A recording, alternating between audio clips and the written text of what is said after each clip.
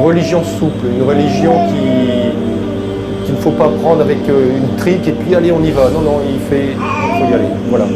Et à mon avis, autour d'une table, autour d'un repas, on arrive à passer des messages. Et puis alors ce qui est bien aussi, c'est que quand l'heure de la prière arrive, on leur dit excusez-nous, mais là c'est la prière, on va faire la prière, on revient. Donc ça les surprend. Je pense que c'est un bon moyen de communication pour, on va dire, les croyants et les non-croyants.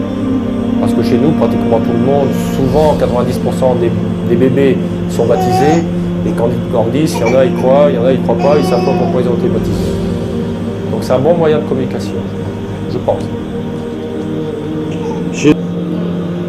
4, 3, 2. Voilà, alors pour conclure, je souhaiterais passer un message. Un message à toutes les personnes qui me regarderont, qu'ils soient frères, sœurs ou qu'ils ne soient pas sœurs ou frères. Rapprochez-vous d'Allah.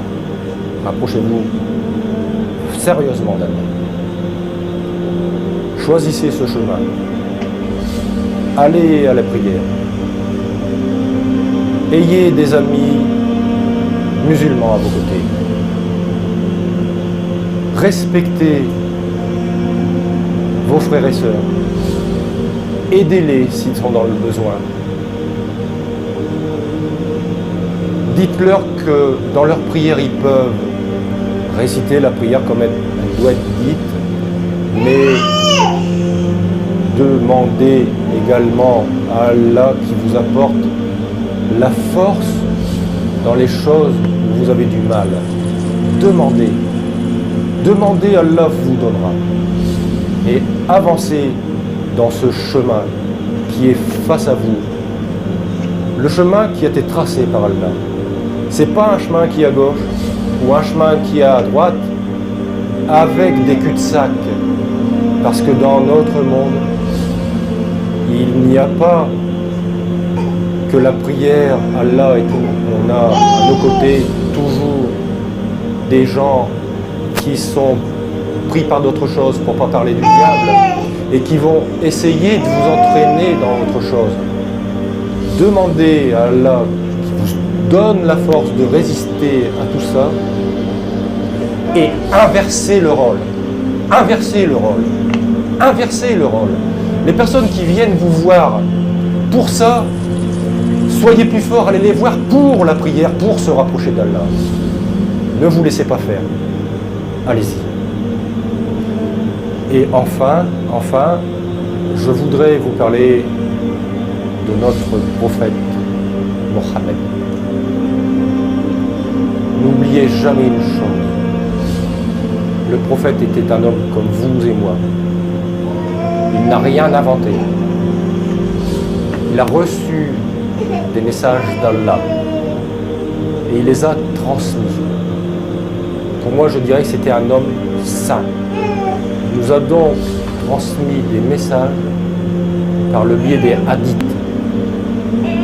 Les hadiths du prophète qui nous sont donnés, c'est un comportement au quotidien qui doit ressembler le plus près possible à la manière dont le prophète a vécu après les messages qui lui ont été envoyés d'Allah. Donc, je disais donc qu'il faut suivre les hadiths du prophète comme le prophète l'a dit. Et enfin, en finale, n'oubliez jamais une chose. Un livre a été écrit. Ce livre, on l'appelle le Saint-Coran. Qu'est-ce qu'on a dedans? Tout est écrit de tous les messages d'Allah qui étaient envoyés au prophète Mohammed. Ayez ce Coran chez vous. Lisez ce Coran tous les jours. Apprenez les sourates par cœur. Lisez-le. Lisez-le comme moi je le lis. Et lorsque je le lis, j'ai l'impression de rajeunir tous les jours.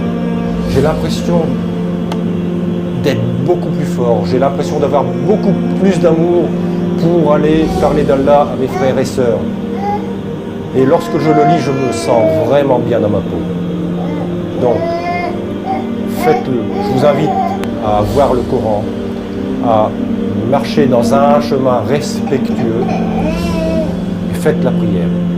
Et respectez les 5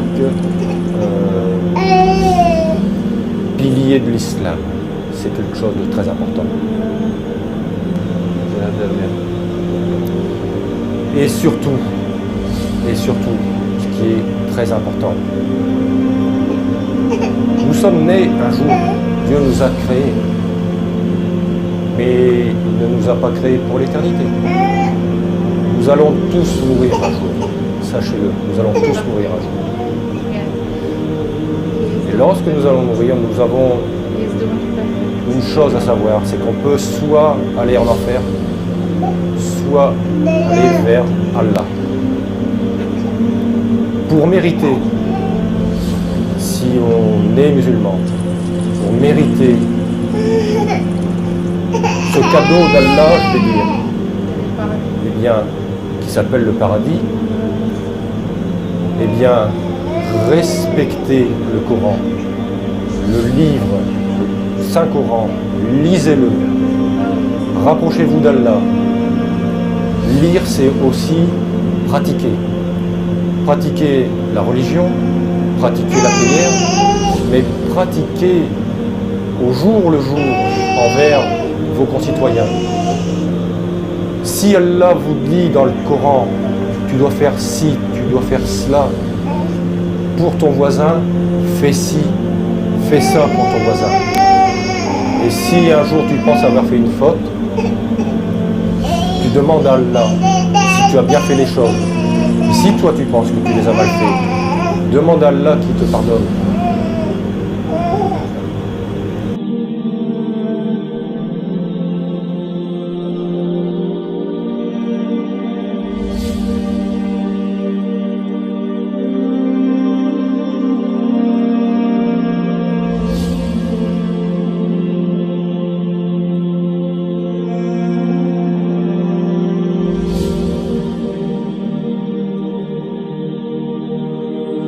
Salam alaikum, mes frères et mes sœurs. Voilà, en fait, je suis l'épouse de Abdallah Patrice. Et je me présente d'abord, je suis Lamia, je suis d'origine tunisienne, je suis aussi de nationalité tunisienne et en fait je vis en France, ça fait maintenant 10 ans. Et voilà, et j'ai rencontré Abdallah et alhamdoulilah, il s'est converti à l'islam. Et on a un petit garçon qui s'appelle Hamza. Et voilà, on a une vie de couple, on essaye de pratiquer notre islam en paix comme on peut, et voilà, et on fait des sacrifices, on essaie de faire des sacrifices, on essaie de faire des efforts, alhamdoulilah. C'est pas toujours facile, mais quand même, voilà, alhamdoulilah, on arrive avec la volonté d'Allah. Et le caractère de mon époux, voilà, c'est un homme très très sensible, on va dire, et un homme quand même assez fort, alhamdoulilah, grâce à Allah. Et voilà, il est très attaché à l'islam, il est très attaché à sa famille aussi. Voilà, il sacrifie beaucoup pour sa famille, il essaye de tout faire pour que sa famille soit heureuse. Et voilà, alhamdoulilah, tout ce que mon souhait en fait, que tous les couples et tous les musulmans essayent de faire de leur mieux pour que tous on puisse un jour se retrouver ensemble, Inch'Allah, si Allah le veut bien, on se retrouve tous au paradis, Inch'Allah, avec notre prophète Mohammed et qu'on pratique notre sunnah.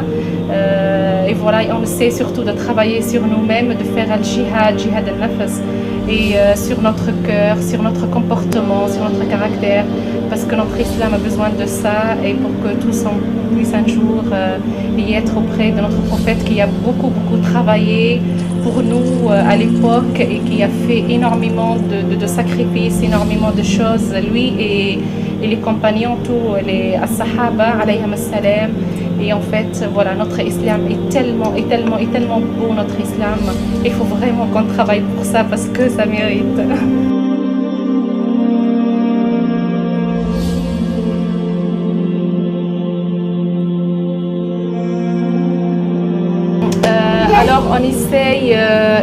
mon époux, comme ici, on a l'avantage on a un magasin bio.